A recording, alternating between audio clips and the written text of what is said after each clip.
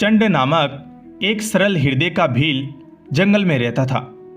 वहां टूटा फूटा पुराना शिवालय था। उसमें कोई पूजा नहीं करता था।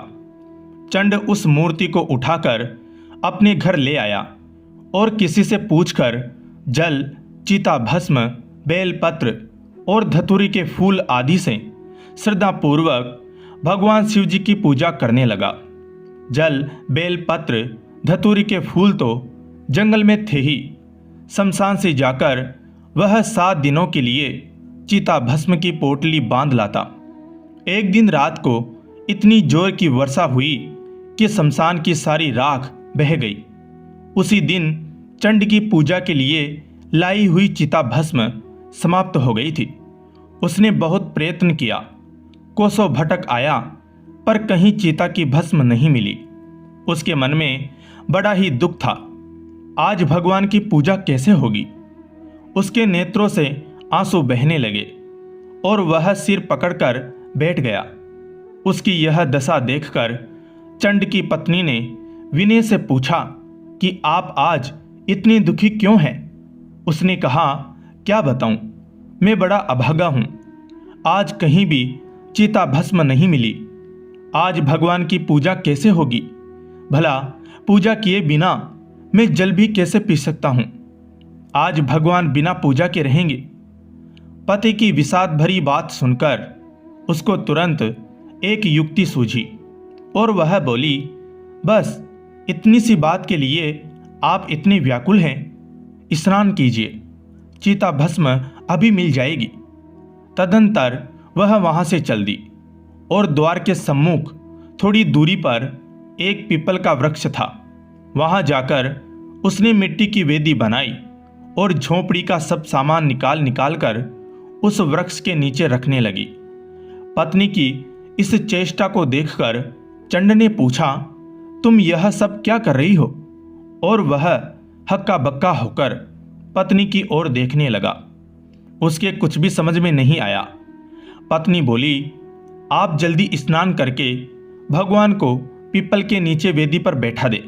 झोपड़ी तो दूसरी आज आप संध्या तक बना ही लेंगे।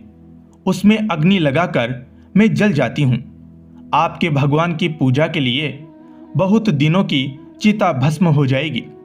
जिस निरपेक्षता से भील वन पशुओं का आखेट करता था, उसी निरपेक्षता से भीलनी अपने शरीर की आहुति देने की बात कह रही थी, जैसे वह एक साधारण खेल करने जा रही हैं।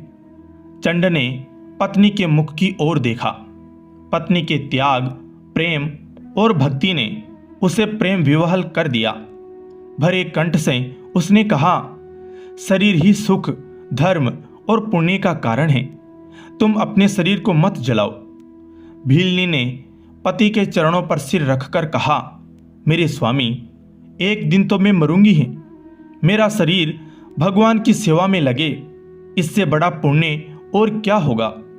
मैं बड़ी भाग्यवती हूं कि मेरा शरीर भगवान की पूजा में लगेगा। मुझे रोको मत, आज्ञा दो।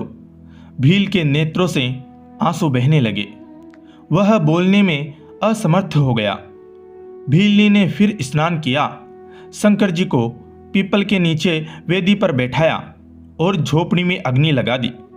पति को पुनः प्रणाम करके वह भगवान शंकर की स्तुति करने लगी। श्रद्धा, पातिव्रत्य एवं त्याग ने उसके हृदय को शुद्ध बना दिया।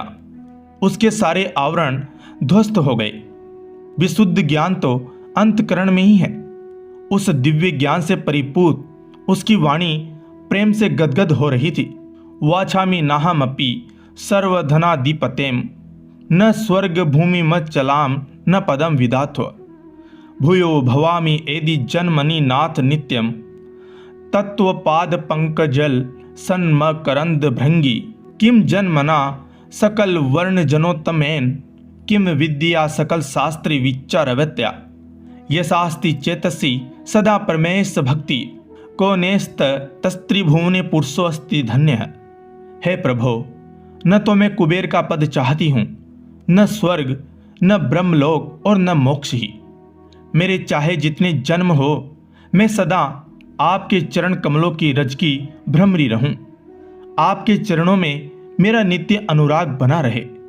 सर्वोच्च वर्ण में जन्म लेने, संपूर्ण शास्त्र विचार में समर्थ होने, विद्या पढ़ने आदि से क्या लाभ? जिसका चित्त आप परमेश्वर की भक्ति में लगा है, उससे अधिक त्रिभुवन में और कौन धन्य है। प्रार्थना करते हुए उसने प्रज्वलित अग्नि में प्रवेश किया। शरीर भस्म हो गया।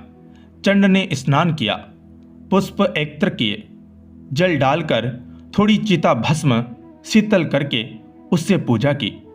आज उसके हृदय में अपूर्व भाव था।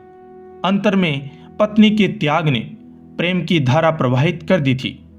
नैवेद्य लगाकर वह उन्मत्त की भांति भगवान के सन्मुख नृत्य करने खड़ा हुआ। आज से पूर्व पति पत्नी दोनों भगवान के सम्मुख नाचते थे, आज वह अकेला नाचेगा।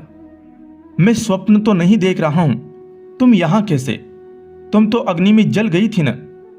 चंड चौंक पड़ा। उसने देखा कि उसकी बाईं ओर नित्य की भांति नाचने को उसकी पत्नी खड़ी है। सपना काहे का? आपके सामने आपकी दासी मैं ही तो खड़ी हूं। मुझे तो स्मरण नहीं कि मैं कब आग में जली। भीलनी ने पति की बातों से आश्चर्य प्रकट किया। भील दंपति अभी आश्चर्य से छुटकारा नहीं पा सके थे कि एक दिव्य विमान आकाश से उतरा और भगवान शंकर के एक पार्षद ने दोनों से प्रार्थना की, आप लोग कैलाश पधारे। भगवान गंगाधर आपका स्मरण कर रहे हैं। और आदर पूर्वक दोनों को विमान में बैठाकर शिव पार्षद उन्हें शिवलोक ले गए। जय हो भोलेनाथ की। धन्यवाद।